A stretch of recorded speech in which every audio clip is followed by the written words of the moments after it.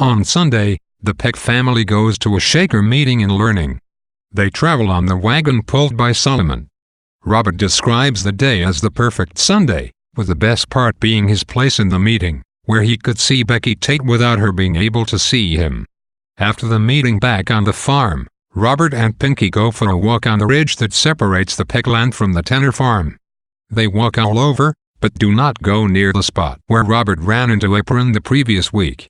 While they walk, Pinky discovers her first butternut, which Robert cracks for her. She enjoys the treat and soon finds many more.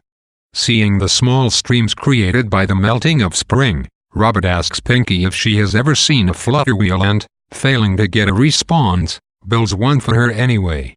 The flutter wheel consists of 2 forked sticks, an axle, and a paddle wheel, all of which Robert scraps together from nearby trees. Pinky watches the flutter wheel for a second or two, but she almost immediately resumes the hunt for butternuts. The two continue their walk, with Pinky rarely straying far from Robert's side. The one time that she does, she is nearly scared to death by the call of a black crow. Later, while walking through a stream, Pinky nearly steps on a frog. The frog jumps, and so does Pinky, but shortly afterward, she figures out that the frog is not threatening and chases it up the stream. This game ends when the crow that, earlier, scared Pinky gobbles the frog up. Watching all this play out, Robert is reminded of a conversation he had had with his father while cleaning frogs to eat. He asked his father why they only eat the hind legs of the frogs, to which Haven replied, "Rob, here's what you do. You catch a real big bullfrog and make friends with him. And teach him to jump backwards. That'll make his front legs as big as the hind." Robert actually did try to teach a bullfrog to jump backwards in response to this, but he never succeeded.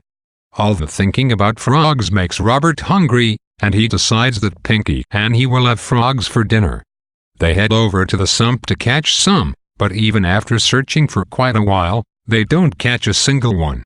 While poking around for frogs, Pinky finds a big crawdaddy, which grabs onto her nose. Pinky squeals, and Robert comes over and takes the crawdaddy off, but Pinky keeps squealing anyway.